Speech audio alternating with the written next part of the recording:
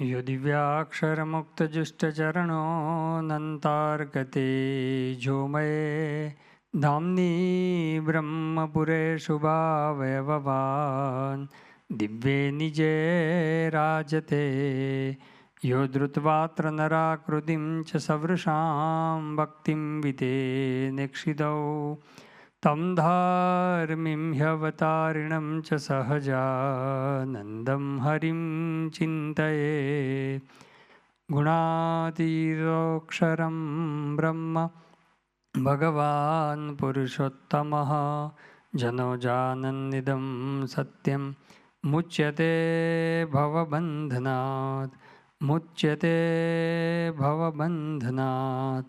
श्री स्वामिनारायण भगवाननी जय। अक्षर पुरुषोत्तम महाराजनी जय। गुणातीतानंद स्वामी महाराजनी जय। भगत जी महाराजनी जय। शास्त्री जी महाराजनी जय। योगी जी महाराजनी जय। प्रमुख स्वामी महाराजनी जय। महंत स्वामी महाराजनी जय। સ્વામિનારાયણ હરે વચનામૃત લોયા પ્રકરણનું 14મું રુચિનું સ્વામિનારાયણ હરે સંવત 1877ના માક્ષરવદી એકાદશીને દિવસ શ્રીજી મહારાજ ગામ શ્રી લોયા મધ્યે સુરા ભક્તના દરબારમાં ઢોલિયા ઉપર વિરાજમાન હતા ને માથે ધોળો ફેંટો ધારણ કર્યો હતો તથા ધોળી ચાદર ઓઢી હતી તથા ધોળો ખેસ પહેર્યો હતો ને પોતાના મુખારવિંદની આગળ પરમહંસની સભા તથા દેશ દેશના હરિભક્તની સભા ભરાઈને બેઠી હતી।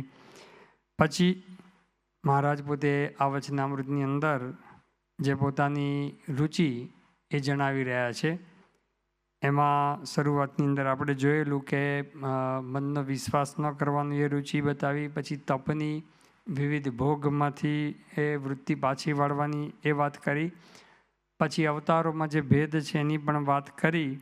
હવે શ્રીજી મહારાજ પોતે ઉપાસના કેવી રીતે સમજવાની એની વાત કરી રહ્યા છે।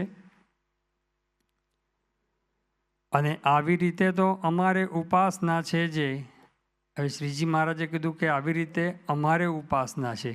હવે શ્રીજી મહારાજ તો સર્વોપરી ભગવાન છે, એમને કંઈ ઉપાસના કરવાની છે જ નહીં, પણ આવી રીતે આપણે ઉપાસના કરવાની એમ સમજવાનું। ગુણાતીતાન સ્વામીએ પણ એમની વાતની અંદર લખ્યું છે 5મા પ્રકરણની 142મી વાતમાં કે મહારાજે વચનાવળમાં જ્યાં જ્યાં પોતાના વર્તન સંબંધી વાતો કરી છે એ પોતાના મુક્તનું સમજવાનું। અક્ષર બ્રહ્મ અને પરબ્રહ્મ પુરુષોત્તમ નારાયણ એ તો એના થકી પર છે, એટલે આપણે કેમ સમજવાનું એ સમજવાની એ વાત મહારાજ પોતે કરે છે। અને એટલા માટે પરમહંસોએ ઘણી બધી જગ્યાએ વચનામૃતની અંદર જ્યાં જ્યાં શ્રીજી મહારાજે આવી રીતે અમારે આવી રીતે વર્તે છે જે વાતો કરી છે એની અંદર પરમહંસોએ છેલ્લે પાછું નોંધ્યું છે કે આ તો બીજાને શિક્ષા દેવાને અર્થે શ્રીજી મહારાજે પોતાનું વૃત્તાંત લઈને વાત કરી, પણ પોતે તો સાક્ષાત પુરુષોત્તમ નારાયણ છે એવી વાત પ્રથમનું 44મું વચનાવૃત છે, લોયાનું 13મું આની આગળ ગયું એમાં આ વચનાવળમાં પણ છેલ્લે પરમહંસોએ જ લખે છે। પછી ગઢડા મધ્યનું 22મું વચનાવૃત, મધ્યનું 55મું વચનાવૃત, અંત્યનું 13મું, અંત્યનું 30 વગેરે વચનાવૃતમાં પરમહંસોએ છેલ્લે આ જ નોંધ્યું છે કે પોતે તો સાક્ષાત પુરુષોત્તમ નારાયણ છે, એટલે સર્વોપરી ભગવાન છે, એને કંઈ કોઈની ઉપાસના કરવાની હોય નહીં, એમની ઉપાસના આપણે કરવાની છે। એટલે આપણે કેવી રીતે ઉપાસના કરવાની એ સમજાવે છે શ્રીજી મહારાજ પોતે। અને આવી રીતે તો અમારે ઉપાસના છે જે અમારી ઉપાસના છે, એટલે આપણે આવી રીતે ઉપાસના કરવાની એમ સમજવાનું। સર્વથી પર એક મોટો તેજનો સમૂહ છે, તે તેજનો સમૂહ અધો ઉર્ધ્વ તથા ચારે કોરે પ્રમાણે રહિત છે ને અનંત છે। અને તે તેજના સમૂહના મધ્ય ભાગને વિશે એક મોટું સિંહાસન છે અને તેની ઉપર દિવ્ય મૂર્તિ એવા જે શ્રી નારાયણ પુરુષોત્તમ ભગવાન તે બિરાજમાન છે ને તે સિંહાસનને ચારે કોરે અનંત કોટી મુક્ત બેઠા થકા તે નારાયણના દર્શન કરે છે। એવા જે મુક્તે સહિત શ્રી નારાયણ તેને અમે નિરંતર દેખીએ છીએ અને તે ભગવાનને વિશે તેજનું અતિશયપણું છે। તેણે કરીને જ્યારે સભા સહિત તે ભગવાનના દર્શન નથી થતા ત્યારે અમને અતિશય કષ્ટ થાય છે અને તે તેજનો સમૂહ તો નિરંતર દેખાય છે, તો પણ એને વિશે રુચિ નથી, અને ભગવાનની મૂર્તિના દર્શને કરીને જ અતિ સુખ થાય છે. અમારે એવી રીતે ઉપાસના છે. એટલે આવી રીતે આપણે ઉપાસના કરવાની એમ સમજવાનું. શ્રીજી મહારાજ મૂળ તો અહીંયા પહેલી વાત કરે તે સર્વથી પર એક તેજનો સમૂહ છે. એટલે કે સર્વથી પર અક્ષરધામ છે એની વાત કરે છે. તેજનો સમૂહ એટલા માટે કીધું છે શ્રીજી મહારાજે, કારણ કે અક્ષરધામ અતિશય તેજોમય છે. અને આવી વાત શ્રીજી મહારાજે પોતે મધ્યના 13મા વચનાની અંદર પણ કરેલી છે. મહારાજ પોતે કહે છે કે જેમ ચોમાસામાં ચારે બાજુ વાદળા હોય એવી રીતે એક તેજનો સમૂહ છે. અને તેજને શ્રીજી મહારાજ પોતે એ જ વચનાવળમાં વાત કરે છે કે તેજને આત્મા કહીએ, બ્રહ્મ કહીએ કે અક્ષરધામ કહીએ. એટલે કે તેજને એ શ્રીજી મહારાજે અક્ષરધામ કીધું છે કે તેજોમય છે, એટલા માટે તેજને પણ અક્ષરધામ એ કહેવામાં આવ્યું છે. જે ઓરડાના પદની અંદર પણ એ અક્ષરધામ તેજોમય છે વાત કરી છે. જે મહારાજે પોતે જ કીધું કે મારું ધામ છે રે અક્ષર અમૃત જેનું નામ, સર્વે સામ્રથી રે શક્તિ ગુણે કરી અભિરામ, અતિ તેજોમય રે રવિ શશિ કોટિક વારણે જાય, શીતળ શાંત છે રે તેજની ઉપમા નવ દેવાય. મહારાજ કહે છે કે કોટી સૂર્ય ચંદ્ર એને પણ તુલ્ય ના આવે, એનું પણ તેજ ઝાંખું થઈ જાય એવું આ અક્ષરધામ છે, અતિ તેજોમય છે. આવી જ વાત શ્રીજી મહારાજે અંત્યનું 30મું વચનાવૃત એમાં મહારાજ કે એમને 2 વાર્તા ગમે છે. એમાં પહેલી વાર્તાની અંદર જ મહારાજ કહે છે કે એક તો ચૈતન્ય તેજનો રાશિ છે, એટલે કે તેજનો સમૂહ છે. એ પણ પાછું કેવું છે, ચૈતન્યમય તેજ છે. એ ચૈતન્યમય તેજનો સમૂહ છે એટલે કે અક્ષરધામ છે એની વાત કરે છે. અને તેના મધ્યને વિશે શ્રી પુરુષોત્તમ ભગવાનની મૂર્તિ સદા બિરાજમાન છે એવો નિશ્ચય હોય અને તે ભગવાનની ઉપાસના કરતો હે. મહારાજ કે એક વાર એ અમને ગમે છે. અંત્યના 31મા વચનાવળની અંદર પણ શ્રીજી મહારાજ પોતે વાત કરે છે કે કોટી કોટી ચંદ્રમાં સૂર્ય અગ્નિ તેના જેવો તેજનો સમૂહ છે, અને તે તેજનો સમૂહ સમુદ્ર જેવો જણાય છે. એવું બ્રહ્મરૂપ તેજોમય જે ભગવાનનું ધામ, તેની વિશે પુરુષોત્તમ ભગવાનની આકૃતિ રહેલી છે. તો ત્યાં પણ શ્રીજી મહારાજ કહે છે કોટી કોટી ચંદ્રમા અને સૂર્ય અને અગ્નિ તેના જેવો તેજનો સમૂહ છે. એટલે કે કરોડો સૂર્ય એ તપતા હોય એવું એ અક્ષરધામ અતિશય તેજોમય છે. અને શીતળ અને શાંત, તો આગળ વાત કરી દઈએ કે ભાઈ અક્ષરધામનું તેજ કેવું છે, શીતળ અને શાંત છે, તેજની ઉપમા નવ દેવાય. તો અહીંયા પણ અંતે 31માં કહે છે કે એટલા કરોડો સૂર્ય અગ્નિ અને ચંદ્રમાં એ તપતા હોય એવો તેજનો સમૂહ છે. અને તેજના સમૂહની અંદર એ ભગવાન એ વિરાજમાન છે. એ પણ મહારાજે ત્યાં વાત કરી. વરતાલના 12મા વચનાવળની અંદર પણ સેમ આવી વાત કરી. જે અંતે 31માં કીધું કે કરોડો કોટી સૂર્ય અગ્નિ અને ચંદ્રમાં સરખું તેજોમય. તો વરતાલના 12મામાં પણ મહારાજ પોતે કહે છે કે અનંત કોટી એ સૂર્ય, ચંદ્રમાં અને અગ્નિ તે સરખું પ્રકાશમાન એવું જે અક્ષરધામ, તેને વિશે શ્રી પુરુષોત્તમ ભગવાન સદા દિવ્ય મૂર્તિ થકા વિરાજમાન છે. તો વારંવાર શ્રીજી મહારાજ અક્ષરધામની જ્યારે વાત કરે કે અતિશય તેજોમય છે, અને કોટી કરોડો સૂર્ય, અહીંયા વરતાલ 12મામાં તો અનંત કહી દીધું, કારણ કે કોઈ કલ્પના બહારનું છે. ગુણાતીતાનંદ સ્વામીની વાતમાં આવે છે 7મા પ્રકરણની એક વાતમાં, અને જ વાત નિત્યાનંદ સ્વામીએ પુરુષોત્તમ મહાત્મ્ય નામનો ગ્રંથ લખ્યો છે, એમાં પણ આવે છે કે અક્ષરધામનો પ્રકાશ કેટલો છે. એમાં ઘણી બધી આગળ ગણના કરાવે છે, એમાં આપણે નથી જતા. પણ આ જે એક સૂર્ય છે એના કરતાં કરોડોના કરોડો એ સૂર્યનું તેજમાં એક મુક્તના અંદર રહેલું છે. એક મુક્તની અંદર અહીંયા જે સૂર્યનું તેજ છે એના કરતાં આગળ બધી બીજા બધાની ઉપમા આપે છે, એના કરતાં કરોડ ગણું બીજી જગ્યાએ છે, એના કરતાં કરોડ ગણું ત્રીજી જગ્યાએ છે. એના કરતાં પણ એક કરોડ ગણું એ મહારાજ કહે છે કે એક મુક્તની અંદર તેજ રહેલું છે. તો અનંત મુક્તનો પ્રકાશ ભેગો કરો તો કેટલો થાય? એક મુક્તની અંદર પણ કરોડોના કરોડો સૂર્યનું તેજ રહેલું છે. તો અનંત મુક્તનો પ્રકાશ ભેગો કરો તો કલ્પના બહારનું થયું ને. પણ મહારાજ કહે છે કે અક્ષરધામનો પ્રકાશ કેટલો બધો છે. તો શ્રીજી મહારાજ કહે છે કે અનંત મુક્તનો પ્રકાશ ભેગો કરીએ તો અક્ષરધામનો પ્રકાશ કેટલો છે. તો કે અક્ષરધામની અંદર એક સોપારી મૂકે ને, એક સોપારી મૂકીએ એટલા ભાગની અંદર અનંત મુક્તનો પ્રકાશ એ લીન થઈ જાય. એટલો અક્ષરધામનો પ્રકાશ છે. હવે કંઈ કલ્પના બહાર જ થયું ને, આમાં તો કંઈ આપણે કલ્પના ન કરી શકીએ. એટલા માટે શ્રીજી મહારાજે વરતાલના 12માં કીધું કે અનંત કોટી સૂર્ય ચંદ્રમાં અગ્નિ સરખો એ પ્રકાશમાન એ અક્ષરધામ છે. એટલે તેજ છે અતિશય. એટલા માટે એ તેજનો સમૂહ છે એવું શ્રીજી મહારાજ અહીંયા લોયાના 14મા વચનાવળની અંદર એ વાત કરી. અંત્યના 36મા વચનાવળની અંદર પણ કલ્યાણનું અસાધારણ સાધન એમાં પણ વાત કરી કે પુરુષોત્તમ ભગવાનને બ્રહ્મ જ્યોતિના સમૂહને વિશે. બ્રહ્મ જ્યોતિ, જ્યોતિ એટલે કે પ્રકાશ, તેજ, અને તેજ બ્રહ્મરૂપ છે એટલે ચૈતન્યમય છે. એટલા માટે બ્રહ્મ જ્યોતિ એવો ઉપમા આપી છે કે એની અંદર ભગવાનને સાકાર મૂર્તિ સમજવા અને પ્રત્યક્ષ ભગવાનનો એ આશરો કરવો એ કલ્યાણનું અસાધારણ સાધન બતાવ્યું. તો અપાર પ્રકાશ અક્ષરધામની અંદર રહેલો છે. અને આગળ જે વાત કરી એ પ્રમાણે અનંત મુક્તોનો પ્રકાશ અક્ષરધામની અંદર એક સોપારીમાં લીન થઈ જાય તો સમગ્ર અક્ષરધામનો પ્રકાશ તો કેટલો બધો થયો. હવે અક્ષરધામને બધો જ પ્રકાશ ભેગો કરીએ ને તો શ્રીજી મહારાજ કહે છે કે પુરુષોત્તમ નારાયણ જે છે ને એનો પ્રકાશ કેટલો છે, તો કે પુરુષોત્તમ નારાયણની એક મૂર્તિ છે. પુરુષોત્તમ નારાયણની મૂર્તિ છે એના એક રોમના કોટીમાં ભાગની બરોબર પણ ના થાય અક્ષરધામનો પ્રકાશ. તો શ્રીજી મહારાજનો પ્રકાશ એ તો કંઈ કલ્પના બહારનો છે. એટલા માટે શ્રીજી મહારાજ અહીંયા એક જ શબ્દ કહે છે કે સર્વથી પર એક તેજનો સમૂહ છે. એટલે કે પહેલું તો એ તેજનો સમૂહ એટલે કે અક્ષરધામ, જે આપણે મધ્ય 13, અંત્ય 30 વગેરે વચનાઓના આધારે જોયું છે એ અક્ષરધામનો પ્રકાશ છે. એટલે સર્વ, અને પાછું કીધું સર્વથી પર છે એટલે બીજા બધા જ કરતાં એ અક્ષરધામ પર છે. એ પણ શ્રીજી મહારાજે આની અંદર એ આપણને એ વાત કરી.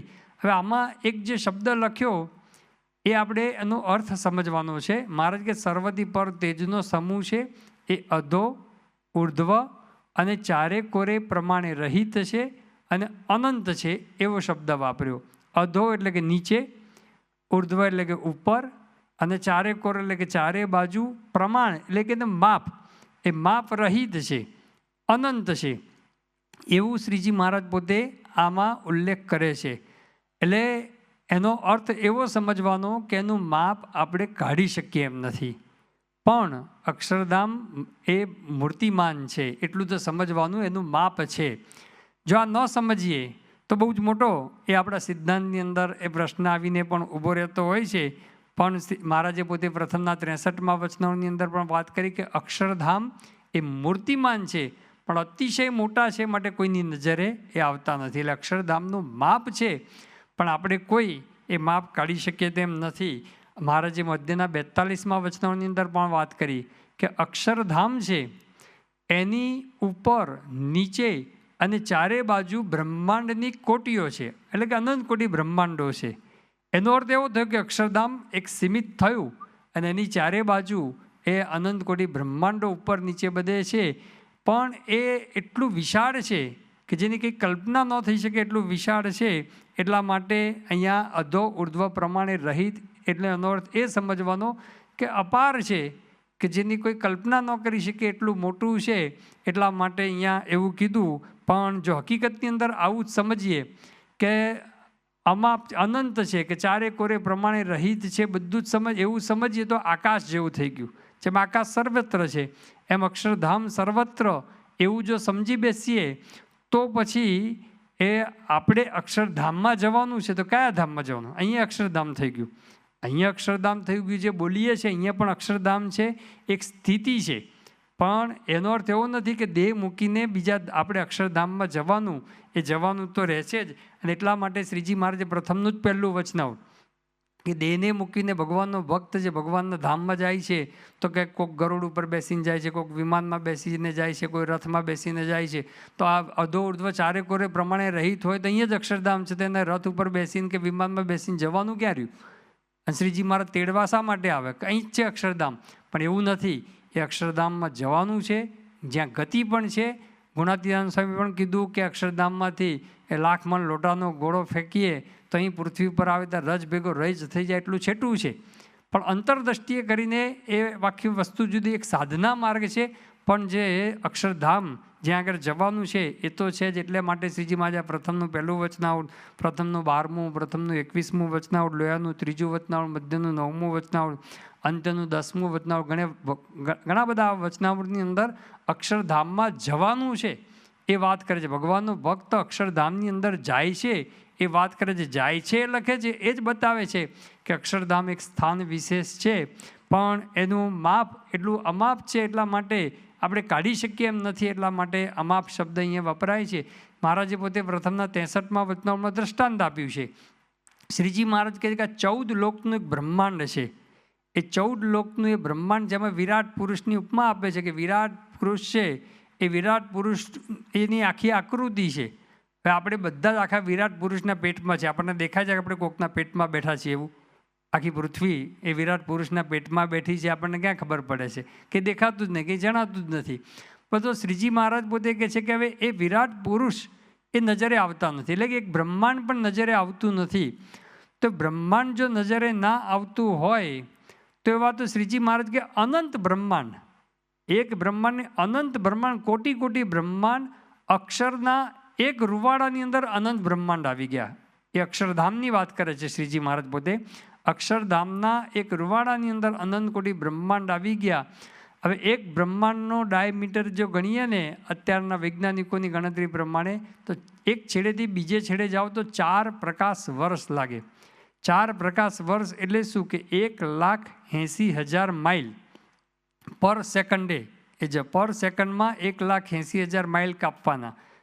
તો પછી સેકન્ડમાં 1,80,000 માઇલ કાપો તો મિનિટમાં કેટલા? એટલે 1,80,000 ગુણ્યા 60 કરો એટલે 1 મિનિટમાં એટલું અંતર કપાય.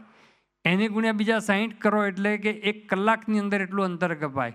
એને ગુણ્યા 24 કરો એટલે કે 1 દિવસની અંદર એટલું અંતર કપાય. અને એને ગુણ્યા 365 કરો ત્યારે 1 વર્ષમાં એટલું અંતર કપાય. ને એને ગુણ્યા 4 કરો, હવે ક્યાં જઈને પહોંચે? આ 4 પ્રકાશ વર્ષ એક આ બ્રહ્માંડના એક છેડેથી બીજે છેડે જવા માટે આટલો સમય લાગે. 1,80,000 માઇલની સ્પીડે જાઓ, એને ગુણ્યા 60, એને ગુણ્યા 60, એને ગુણ્યા 24, એને ગુણ્યા 365 અને એને ગુણ્યા 4. હવે ક્યાં જઈને આંકડો પહોંચે? હવે આટલી સ્પીડે પહોંચો ત્યારે 4 પ્રકાશ વર્ષ લાગે છે. તો એટલું બ્રહ્માંડ કેટલું મોટું થયું? તો આટલું મોટું બ્રહ્માંડ, એક બ્રહ્માંડ, એવા કરોડો બ્રહ્માંડ એ અક્ષરધામના એક રૂવાડા બરોબર પણ નથી. તો કેટલું મોટું અક્ષરધામ થયું? હવે ક્યાં માપ કાઢવા જવાના? કઈ રીતે આપણે માપ કરી શકવાના? એટલે આપણી દ્રષ્ટિએ, ઇવન મુક્તોની દ્રષ્ટિએ પણ અક્ષરધામ અમાપ જ છે. પણ અક્ષર બ્રહ્મ અને પરબ્રહ્મ પુરુષોત્તમ નારાયણ એ બેને જ એનું માપ ખબર છે, બાકી બીજા કોઈને એની માપની ખબર નથી. એટલે શ્રીજી મહારાજે પોતે વારંવાર આપણને જણાવ્યું કે અક્ષર ગુણાધ્યાન સ્વામી પણ કીધું કે આપણે તો અક્ષરધામમાં જવું છે, એવો એક સંકલ્પ રાખવો. એટલે અક્ષરધામમાં જવાનું છે, પણ એ અક્ષરધામ અહીંયા જે લખ્યું અધો ઉર્ધ્વ ચારે કોરે પ્રમાણે રહિત છે, માપ રહિત છે. પણ માપ છે, પણ આપણે કોઈ એની કલ્પના પણ કરી શકીએ નહીં એટલું માપ છે. એટલા માટે અમાપ શબ્દ આ રીતે વપરાય છે, પણ હકીકતમાં તો અક્ષરધામ એ મૂર્તિમાન છે એમ સમજવાનું. પછી મહારાજ પોતે આગળ વાત કરે છે કે આવી રીતે અક્ષરધામ એ ચારે કોરે પ્રમાણે રહિત છે. બીજા ધામની પણ વાત કરેલી છે. તેમ બ્રહ્મ વિવર્તક પુરાણ ને બધા શાસ્ત્રો વાંચીએ તેમાં ગોલોકનું માપ લખેલું છે, વૈકુંઠનું માપ લખેલું છે, બધાના માપ લખેલા છે. પણ અક્ષરધામ એનું કોઈ એવું માપ એ આપણે કાઢી શકીએ એમ નથી, એટલા માટે અમાપ લખેલું છે. પણ હકીકતની અંદર એ પણ મૂર્તિમાન છે. હવે શ્રીજી મહારાજ કહે છે કે આવું અક્ષરધામ છે, એની અંદર એ મહારાજ કહે છે કે ભગવાન છે એ પુરુષોત્તમ નારાયણ એની અંદર વિરાજમાન છે. એ અક્ષરધામની અંદર જે મહારાજે કીધું કે અક્ષર પુરુષોત્તમ નારાયણની મૂર્તિ છે, ત્યાં જ અક્ષરધામનું એ મધ્ય છે. તો મધ્યના 13મા વચનોની અંદર પણ એ શ્રીજી મહારાજ પોતે અહીંયા જે વાત કરે છે કે જે તેજનો સમૂહ છે એ અક્ષરધામની અંદર, અને એની અંદર મધ્યની અંદર શ્રીજી મહારાજ સિંહાસન ઉપર બેઠા છે. અને જે સિંહાસન ઉપર બેઠા છે તો હકીકતની અંદર તો એ જ સમજવાનું છે. મધ્યના 13મા વચનામાં કીધું જે તેજને વિશે મૂર્તિ છે તે જ આ પ્રત્યક્ષ મહારાજ છે એમ જાણજો, એવું શ્રીજી મહારાજે પહેલાં કીધું. પછી શું કીધું કે કદાચ એમ ન જણાય તો એ મૂર્તિને અમે દેખીએ છીએ એટલું જાણજો. તો અહીંયા પણ કહે છે કે સિંહાસનની એ ચારે કોરે અનંત કોટી મુક્ત બેઠા છે, એને અમે નિરંતર દેખીએ છીએ. એટલે શ્રીજી મહારાજ એ મૂર્તિને દેખે છે એટલે સેકન્ડ નંબરમાં મહારાજ પોતે પોતાને લાવી દીધા. હકીકતમાં જો તેજને વિશે મૂર્તિ છે એ જ શ્રીજી મહારાજ પોતે છે, પોતે જ સાક્ષાત પુરુષોત્તમ નારાયણ જે અક્ષરધામમાં છે એ જ અહીંયા એ વિરાજમાન છે એવું મહારાજે મધ્યના 13મા વચનાવળની અંદર વાત કરી. અને પછી મહારાજ કહે છે કે એની ચારે બાજુ અનંત કોટી મુક્તો બેઠા છે, ચારે બાજુ. એટલે ત્યાં કોઈ આગળ પાછળ એવું નથી, પાછળ બેઠા હોય ને કે પાછળના દર્શન થાય, એને બધે સન્મુખના જ દર્શન થાય. પછી દૂર બેઠા હોય એને એવું ના થાય કે હું દૂર બેઠો છું, એને પણ નજીક જ છે. એવા દૂર ને નજીક, આગળ ને પાછળ એવા કોઈ ભેદ એ ત્યાં આગળ રહેતા નથી. જે ગુણાતીતાનંદ સ્વામીના વખતમાં તુલસી દવેને સમાધિ કરાવી, અને સમાધિ કરાવીને બીજા પણ ઘણા બધા ભક્તોના આપણે પ્રસંગો પણ જાણીએ છીએ કે મહારાજે સમાધિ કરાવી હોય અને એમણે પોતે જોયું અને તુલસી દવે કે મહારાજ તમારી આ નજીકમાં બેઠા છે પણ દૂર બેઠા હોય ને કેવી રીતે દર્શન થતા હોય? મહારાજ કે તમે જઈને જુઓ. એ જઈને જોયું તો કે એને પણ નજીક જ દર્શન થતા હોય, બાજુમાં જ બેઠા હોય દર્શન થતા હોય. એ કે પાછળ તો કે મહારાજ કે ત્યાં જઈને જુઓ. તો પાછળ જઈને જોયું તો ત્યાં આગળ પણ સન્મુખ દર્શન મહારાજના થતા હોય એવું એમને અનુભવ થયો. તો એવી રીતે ચારે બાજુ મુક્તો છે, પણ ચારે બાજુ મુક્તોને એ સન્મુખ જ દર્શન છે અને નજીક જ દર્શન છે, એને દૂર ને નજીક એવો કોઈ ભેદ નથી. એટલા માટે શ્રીજી મહારાજ અહીંયા એટલે કે છે કે ચારે કોરે અનંત કોટી મુક્ત બેઠા થકા તે નારાયણના દર્શન કરે છે. એટલે આની અંદર મહારાજે ઘણી બધી વાત કરી છે અને એમાં મહારાજે પોતે જે સ્પષ્ટતાઓ કરી છે એમાં પહેલી જે વાત કરી કે અક્ષરધામ સર્વથી પર છે, એક એ વાત કરી. અક્ષરધામ અતિશય તેજોમય છે એ વાત કરી. પછી અને બીજી વાત મહારાજે પોતે કરી કે ભગવાન છે એ અક્ષરધામની અંદર પણ સાકાર છે. મહારાજે કીધું ને સિંહાસનની અંદર વિરાજમાન છે, એટલે એક સ્થાનની અંદર, એક સિંહાસનની અંદર એ શ્રીજી મહારાજ પોતે એ વિરાજમાન છે. એવી પણ દિવ્ય મૂર્તિ એવા જે પુરુષોત્તમ નારાયણ ભગવાન સાકાર છે, પણ કેવા છે? દિવ્ય છે. અક્ષરધામની અંદર પણ ભગવાન સાકાર છે, દિવ્ય છે. મહારાજે વચનાવૃતમાં વારંવાર આ વાત કરી છે કે ભગવાન અક્ષરધામમાં પણ સાકાર છે અને દિવ્ય છે એવી વાત કરેલી છે. એટલે ત્રીજો મુદ્દો મહારાજ પોતે સમજાવે છે. પહેલી વાત કરી કે અક્ષરધામ સર્વથી પર છે, અક્ષરધામ એકદમ તેજોમય છે. ત્રીજી વાત કરી કે ભગવાન એ અક્ષરધામની અંદર પણ સાકાર છે, એ અક્ષરધામની અંદર પણ દિવ્ય મૂર્તિ છે, એ પણ વાત કરી. પછી વાત કરી કે અનંત મુક્તો છે. મુક્તો પણ કેટલા છે? અનંત મુક્તો છે. એ અનંત મુક્તો એમાં લખ્યું બેઠા થકા એ પુરુષોત્તમ નારાયણના દર્શન કરે છે. બેઠા થકા એટલે શું થયું? પગ આવી ગયા. દર્શન કરે છે એટલે શું? આંખો આવી ગઈ. એટલે ટૂંકમાં એ પણ મુક્તો પણ સાકાર છે. મુક્તો પણ એ સાકાર છે, એ પણ દિવ્ય છે. અંત્યના 38મા વચનાવળમાં કીધું કે પુરુષોત્તમનો આકાર અને મુક્તોનો આકાર સરખો છે, છતાં પણ એ પુરુષોત્તમના દર્શન કરે છે. એટલે કે અક્ષરધામની અંદર પણ સ્વામી સેવક ભાવ છે. જે આગળ લોયાના 13મા વચનાવળમાં પણ આ સ્પષ્ટતા શ્રીજી મહારાજે પોતે કરી જ દીધી છે. પણ ફરી અહીંયા સ્પષ્ટતા કરે છે કે અક્ષરધામની અંદર મુક્તો એ પુરુષોત્તમ નારાયણના દર્શન કરે છે. એટલે એ પુરુષોત્તમ છે, એ ઉપાસ્ય મૂર્તિ છે, અને મુક્તો છે એ એમના સેવક છે, દાસ છે. અને કહે છે કે શું કરે છે? કે દર્શન કરે છે. એટલે કે અક્ષરધામની અંદર દર્શન એ જ સેવા, એ જ ભક્તિ. ત્યાં બીજું કંઈ એ જરૂર નથી, બીજું કંઈ દોડાદોડી કરવાની નથી, કશું જ નથી. એ દર્શન જ કરવાના છે. એટલે એ પણ યોગીજી મહારાજ પણ વાત કરતા, શાસ્ત્રીજી મહારાજ, પ્રમુખ સાંઈ મહારાજ, મહંત સાંઈ મહારાજ પણ વાત કે અક્ષરધામમાં દર્શન એ જ સેવા છે, બીજી કોઈ સેવા એ ત્યાં આગળ નથી. તો અહીંયા પણ મહારાજ પોતે કહે છે કે બેઠા થકા પુરુષોત્તમ નારાયણના દર્શન કરે છે. દર્શનમાં જેટલું સુખ છે, એટલો આનંદ છે. અહીંયા પણ મહારાજે કીધું કે ભગવાનની એક મૂર્તિના રોમની અંદર જે સુખ છે, તો અનંત કોટી બ્રહ્માંડના વિષય સુખને વારી ફરીને નાખી દઈએ તો પણ એની બરોબર ના થાય. એટલે એ દર્શનની અંદર જ અતિશય સુખ, અતિશય આનંદ એમને આવે છે. એટલે ત્યાં આગળ દર્શન કરે છે. પછી મહારાજે પોતે ત્યાં આગળ વાત કરી કે અક્ષરધામમાં જે આપણે વાત કરી હતી કે મુક્તનો પુરુષોત્તમ નારાયણનો ભેદ છે જ. પછી મહારાજે વાત કર્યું કે તેજને વિશે અમારી રુચિ નથી. તેજ અતિશય છે, પણ મહારાજ કે તેજને વિશે રુચિ નથી, એટલે કે નિરાકારમાં રુચિ નથી. એ મહારાજે સ્પષ્ટતા કરી કે નિરાકારમાં શ્રીજી મહારાજને લેશ માત્ર એ રુચિ નથી. પછી મહારાજે છેલ્લે વાત કરી કે મુક્તે સહિત એ નારાયણના દર્શન કરીએ છીએ ત્યારે એમને અતિશય આનંદ થાય છે.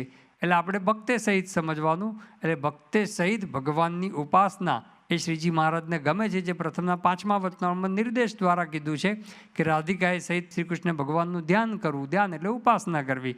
તો રાધિકાએ સહિત કૃષ્ણની ઉપાસના કરવી. તો મહારાજ કહે છે કે મુક્તે સહિત નારાયણ એને અમે નિરંતર દેખીએ છીએ. એટલે કે ભક્તે સહિત ભગવાનની નિરંતર ઉપાસના કરવી, એ મર્મ એ પણ શ્રીજી મહારાજે અહીંયા એ સમજાવી દીધો.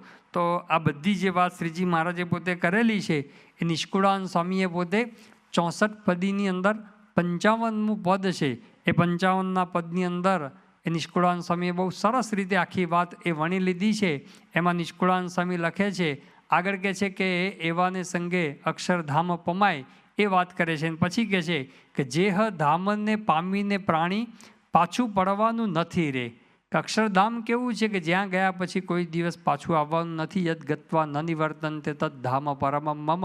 શ્રી કૃષ્ણ ભગવાને પણ ગીતામાં કીધું કે જે ધામને પામ્યા પછી પાછું આવવાનું રહેતું નથી. તો અહીંયા લખે જે ધામને પામીને પ્રાણી પાછું પડવાનું નથી રે. સર્વોપર્ય છે સુખની ખાણી કેવું કહીએ તેને કથી રે. કે આ અક્ષરધામ કેવું છે કે સર્વથી પર છે અને એમાં સુખ સુખ જ છે. અને જેને કહેવું કહીએ તેને કથી રે. જેને કહેવા જેવું હોય એને વારંવાર કહેવું, બાકી ન કહેવા જેવું હોય જેને પચ ન પડે એને કહેવું નહીં.